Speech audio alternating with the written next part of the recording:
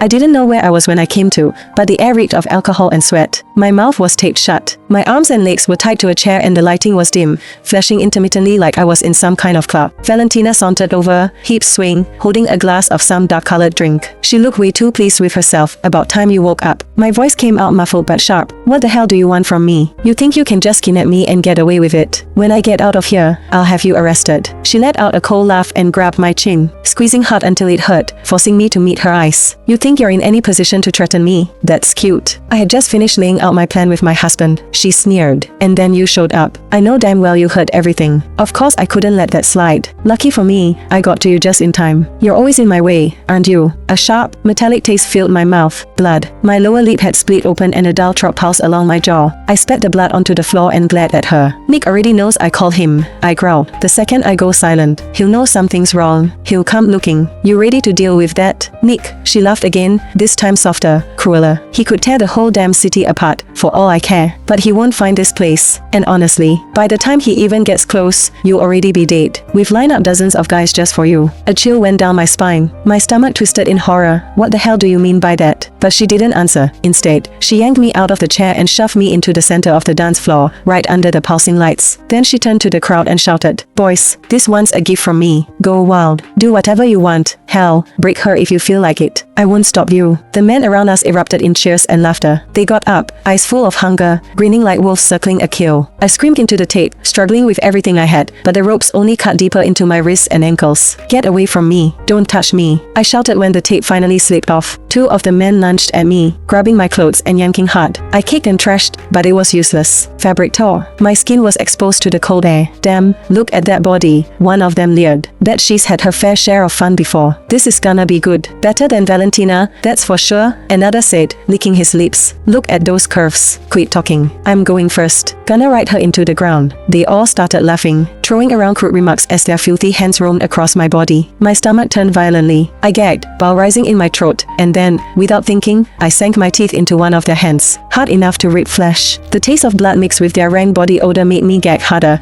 tears stinging my eyes. "You fucking bitch!" he yelled and slapped me so hard my ears rang. "You wanna die tonight, huh?" He yanked the ropes off and dragged me off the chair, throwing me roughly to the floor. Before I could scramble away, he was already climbing on top of me. I struggled with everything I had, but another slap came fast and sharp, this time from a different man. "Keep squirming and we'll beat you to death before we even get started," he hissed. I didn't stop. "Help. Somebody help me." A finger jammed deep into my throat, cutting off the cry. I gagged, tears pouring from my eyes as pain exploded in my throat. "Shut up, bitch," the man growled. "You're gonna enjoy this. We're the best at what we do." Just as he moved to unbuckle his belt, the doors burst open with a loud crash. A tall, furious figure stormed inside, and before anyone could react, he sent the man on top of me flying with one brutal kick. "Aurea, are you okay?" Nick's voice cracked as he pulled me into his arms. His hands trembled slightly when he saw my shredded clothes, the bruises on my skin, the broken look in my eyes. Without hesitation, he yanked off his jacket and gently wrapped it around me. "You're safe now. I've got you. I'm taking you home." The disgusting man tried to step in, maybe thinking they still had a chance. Idiots. Nick's men swarmed in from behind him like a wrecking crew, knocking them out one by one. Within seconds, those bastards were left groaning and crawling on the floor, their smug faces swollen and bloodied. Nick carried me to the car like I weighed nothing. When he got a closer look at the handprint on my face, his jaw clenched and his eyes turned glassy. "I'm so sorry, Aurea. I should have gotten to you sooner. I should have protected you." Now that I was finally safe, the adrenaline drained out of me, leaving only exhaustion behind. I leaned back in the seat, took a breath and asked calmly, "How did you find me?" "I tracked your phone." Nick kept his eyes on the road. "At first, it didn't work. I had to call in the best hacker I know back home to crack the signal. Once we got a lock, I drove straight here. It's not far from my place, just took a little while." His grip tightened on the wheel. I could feel it. He was still rattled by what almost happened. He looked like he wanted to say something else, but I beat him to it. "I need to tell you about Valentina.